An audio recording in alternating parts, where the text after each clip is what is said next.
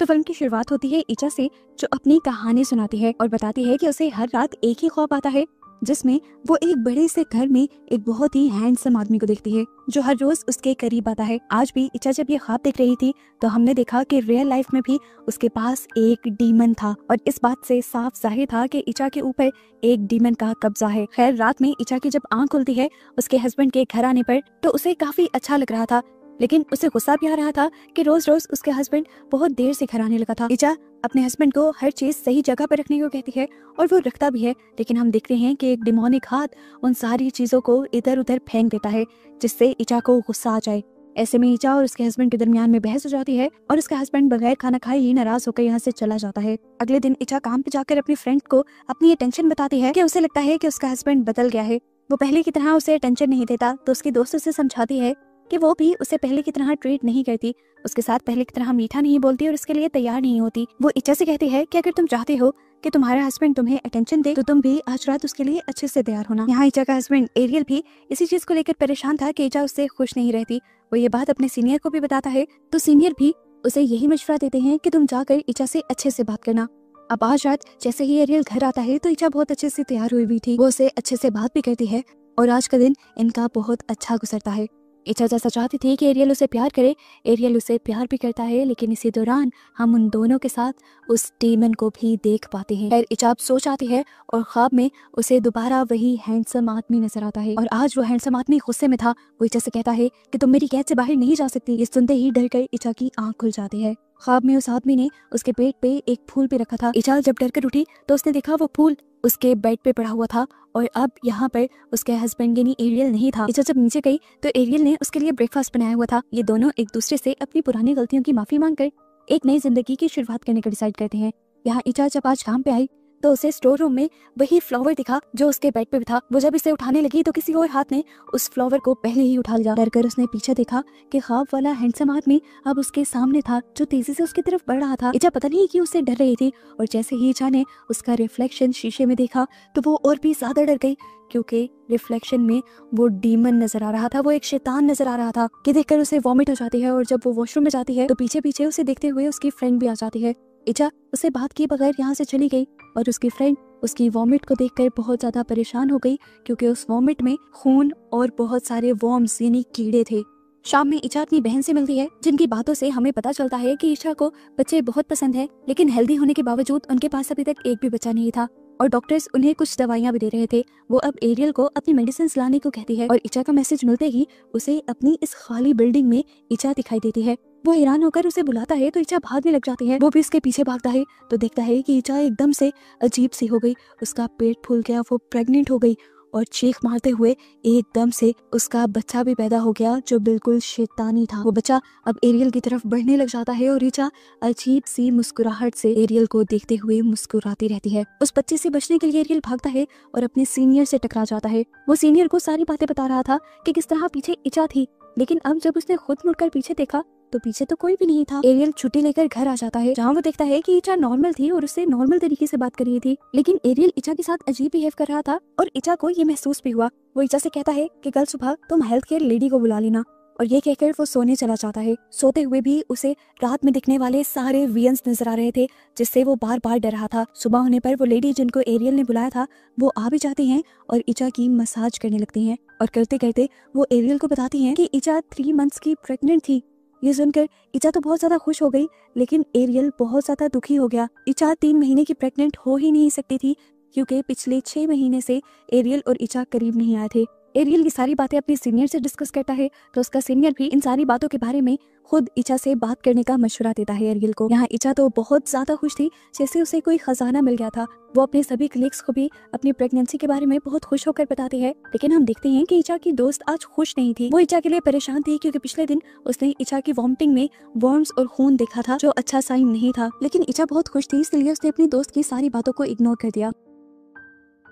यहाँ पार्किंग में अब एरियल को एक गाड़ी से किसी बच्चे के रोने की आवाज आई। उसने जाकर लाइट लेकर जब उस गाड़ी में चेक किया तो उसे गाड़ी में एक शैतानी बच्चा नजर आया।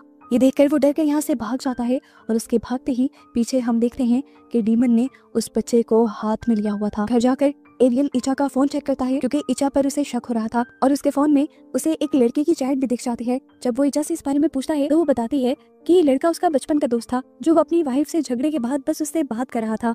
उसके और इचा के दरमियान में ऐसा कुछ भी नहीं था। इचा को अब समझ आ रही थी कि एरियल उस पर क्यों शक कर रहा है, इसलिए वो गुस्से में एरियल से कहती है कि कल को हम लैब जाएंगे और टेस्ट करवाएंगे और मैं ये प्रूफ करूंगी कि ये बच्चा तुम्हारा ही है।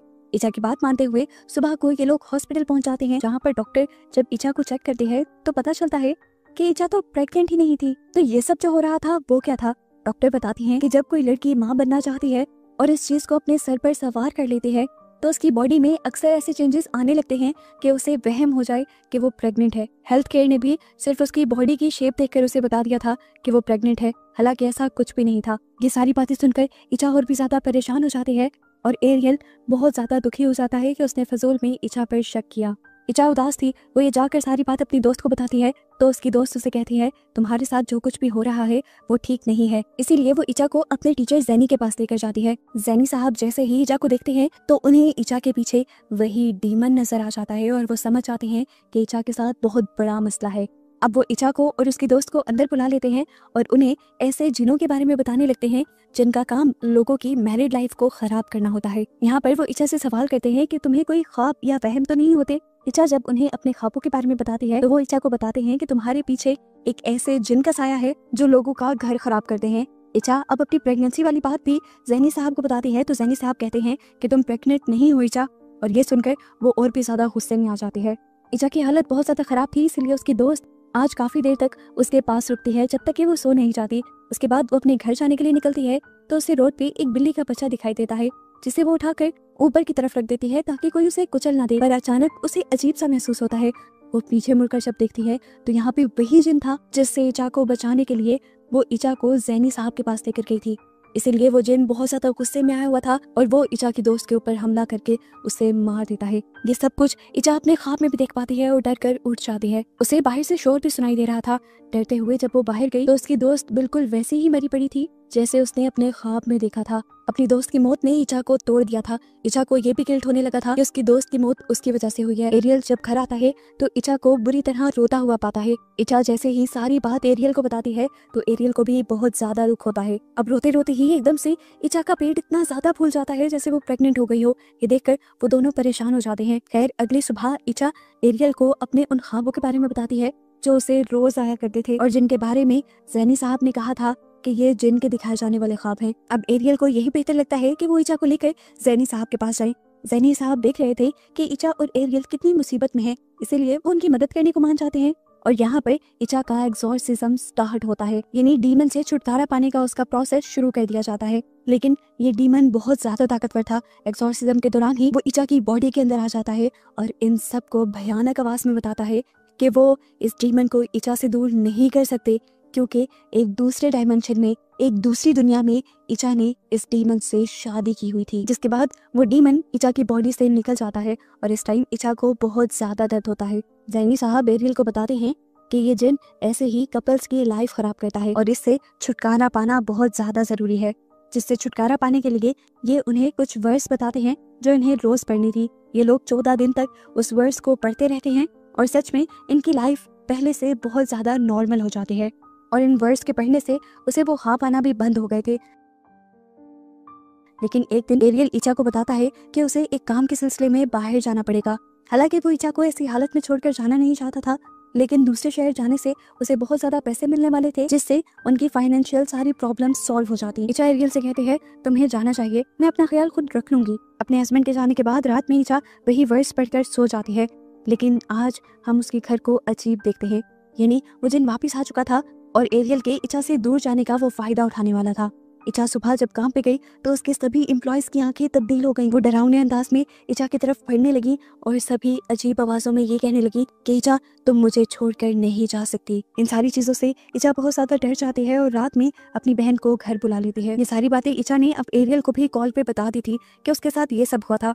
अब एरियल इचा की बहन को कॉल करता है और उसे कहता है कि जो भी हो जाए तुमने इचा को सोने नहीं देना, क्योंकि आखिरी बार भी यही हुआ था कि जब उसकी फ्रेंड उसे जैनी साहब के पास लेकर गई थी तो इचा के सोने के बाद जिन ने इचा की दोस्त को ही मार दिया था, और अब अगर इचा सो गई तो जिन जरूर उन दोनों के ऊपर हमला कर सकता है। वो इचा को बातों में लगाए रखती है, लेकिन बातें करते करते इचा को इतनी गहरी नींद आ जाती है कि वो कंट्रोल भी नहीं कर पाती। उसकी बहन उसे बहुत जोर जोर से हिलाकर भी उठाने की कोशिश करती है। इचा जब नहीं उठती तो एकदम से जिन इचा की बहन के ऊपर हमला कर देता है। वो पहले उसके कंधे पे हाथ लगाता है और फिर उसे उठाकर बेड से नीचे फेंक देता है। इचा की बहन डरकर कमरे से बाहर आ जाती है तो कोई ना दिखने वाली पावर उसे उठाकर दीवार पे फेंक के मारती है और इचा की बहन वहीं पर बेहोश हो जाती है।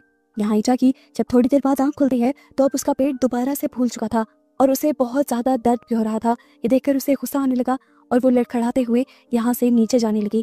उसने सीढ़ियों के पास बैठी अपनी बहन को भी नहीं देखा जो इस टाइम बेहोश थी। इचा एक हैंगर लेकर अपने अंदर से उस बच्चे को निकालने की कोशिश करती है, लेकिन नाकाम हो जाती है। जब तक एरियल यहाँ पहुंचता है तो इचा की हालत बहुत ज्यादा खराब थी। वो इचा की बहन को होश दिलवाता है और फिर उसके साथ इचा को लेकर फौरन जैनी साहब के घर जाता है, जहाँ पर जैनी साहब बहुत सारे और लोगों को भी बुलाते हैं और यहाँ पर इचा का एग्जॉर्सिज्म शुरू कर दिया जाता है। यहाँ पर बहुत सारे लोग प्रेयर्स पढ़ रहे थे और इधर इचा के ख्वाब के अंदर हम दूसरी दुनिया देख रहे थे, जिनों की दुनिया। उस जिन की दुनिया में भी इन सब लोगों की पढ़ी हुई प्रेयर्स उसे सुनाई दे रही थी और वो प्रेयर्स के साथ जाना चाहती थी, उस दुनिया से निकलना चाहती थी। लेकिन यहाँ पर वो जिन आकर उससे कहता है कि तुम मेरी दुनिया से नहीं जा सकती। इचा उससे डरकर इधर उधर भागने लग जाती है और उसके भागने से उस जिन को गुस्सा आ जाता है और वो एकदम से इचा के पास आकर उसे पीछे से जकड़ लेता है। जैसे ही वो जिनों की दुनिया में उसे जकड़ता है तो यहाँ असली दुनिया में इचा बुरी तरह पोसेस होकर बेड से ही उठ जाती है और उसका बेड भी हवा में उठ जाता है। उसकी आंखें भी शैतानी हो गई थी और वो जिनों की तरह ही हंस रही थी।